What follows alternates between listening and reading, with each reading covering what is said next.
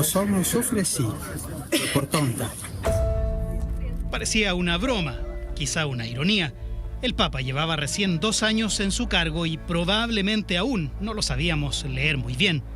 Pero nada de eso. El mensaje grabado en 2015 de interpretación no tenía nada. Francisco defendía sin asco a uno de los indicados como encubridores de los abusos de Fernando Karadima. No podía ser de otra forma. El mismo Papa había nombrado recién como obispo de Osorno al polémico Juan Barros, pese al repudio de los feligreses de la ciudad.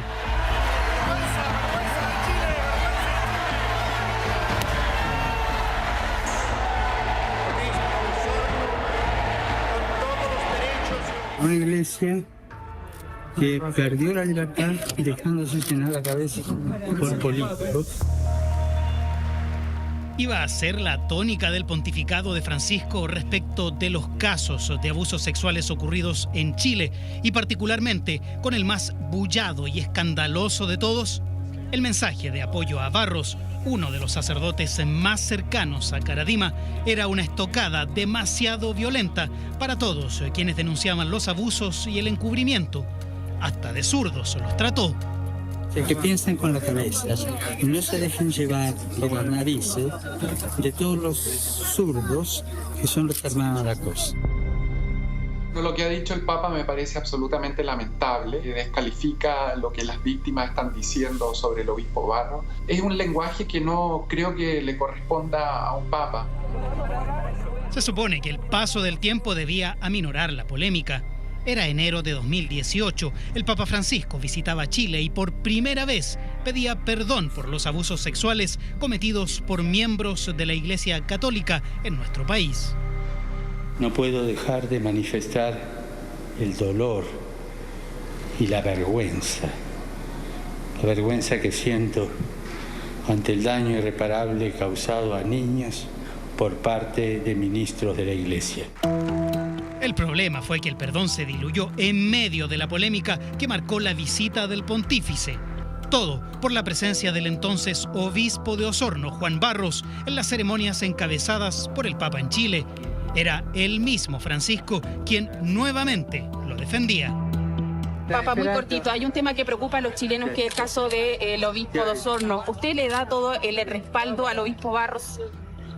El día que me traigan una prueba contra el obispo Barros, ahí voy a dar.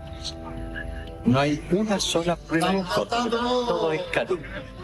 Claro, no nos dejemos cosificar. Los 11 segundos que dura la declaración fueron suficientes para cambiar el foco de la visita papal en Chile. Barros tenía el respaldo del pontífice y eso se notó en cada una de las ceremonias que Francisco realizaba. ¿Usted está convencido también de la inocencia? Evidentemente que yo creo que él no cometió ningún delito en esa línea. Yo no estuve en Santiago, pero sí yo estuve en la visita a Límina y el Papa siempre fue muy cercano al obispo Barros. No había dudas, la cercanía era evidente y eso lo agradecía el polémico obispo. Efectivamente, ayer él le dijo que siguiera adelante. ¿Qué pasa? Oye, deja mi gorro, por favor. Gracias a Dios. Sí. Así es, pues tuve que siguiera adelante. Tuvo palabras muy cariñosas y de ánimo y de apoyo para mí. Los denunciantes del caso Karadima reaccionaron de inmediato. Las palabras del pontífice y el reconocimiento a Juan Barros, quien para ellos encubrió a Fernando Karadima y sus abusos, no eran tolerables.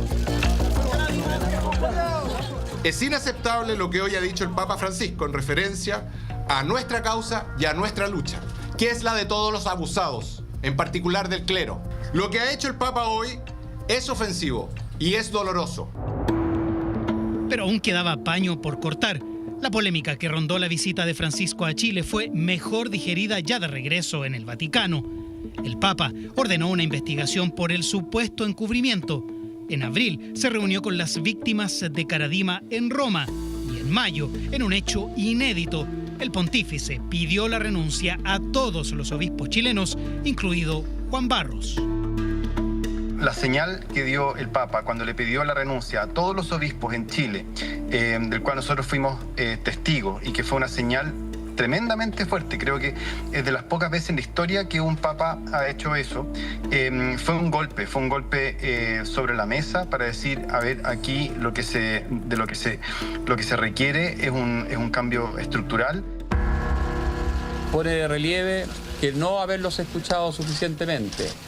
Pone de relieve que no haber aceptado también los errores de parte de la Iglesia han ayudado a causar más daño aún por este tipo de sufrimiento, de abusos que ellos han experimentado. Así, la conferencia episcopal retransmitía un mensaje del Papa contenido en una carta dirigida a los fieles de nuestro país. Francisco se excusaba de no haber recibido la información suficiente respecto a los casos de abusos y pedía disculpas por sus polémicos dichos. Ya no solamente el Papa dice que pueden haber habido algunos momentos, algunas cosas, sino que puede haber sido generando una cultura del abuso y el encubrimiento. No se actuó con la celeridad para investigar, para responder y sancionar a quienes correspondían. El giro que dio el Papa Francisco y con él parte de la Iglesia fue muy importante, sobre todo porque se dejó entrever que dentro de la Iglesia hay dos culturas, una cultura que está a favor de los derechos de las personas, de los derechos humanos, de los derechos de la niñez, y hay otro grupo que busca quedarse con el poder. Y el giro al que se refiere una de las víctimas de Caradima terminó por concretarse ese mismo 2018. Charles Chicluna, entonces arzobispo de Malta y considerado el mayor experto en crímenes sexuales de la Iglesia, llegaba a Chile para investigar las denuncias contra Barros y el encubrimiento a los crímenes de Caradima. Me ha encargado pedir perdón a cada uno de los fieles de la diócesis de Osorno y a todos los habitantes de este territorio por haberles herido y ofendido profundamente. Sus palabras al final de su visita fueron el epílogo necesario que cerró definitivamente la polémica desatada en enero. Debemos, como Iglesia, colaborar con la justicia civil.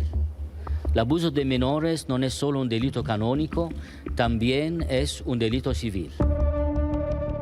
Yo creo que se pudo haber hecho muchísimo más. Nosotros le entregamos un documento al Papa muy completo en lo que nosotros pensábamos y seguimos pensando que era necesario para, no solamente para combatir el abuso, sino sobre todo combatir el encubrimiento, que es lo que permite la impunidad. Hoy, con la perspectiva del tiempo, la evolución de cómo el Papa Francisco abordó las denuncias en Chile justamente demuestran aquello. Un intento de encubrimiento que hasta hoy las víctimas de Fernando Caradima no se cansan de denunciar.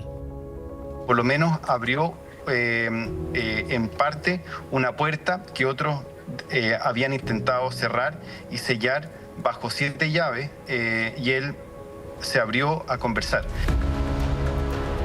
Es de los mayores recuerdos que el Papa Francisco dejó en Chile, su reacción tras los casos de abusos que marcaron la historia de la Iglesia Católica en Chile.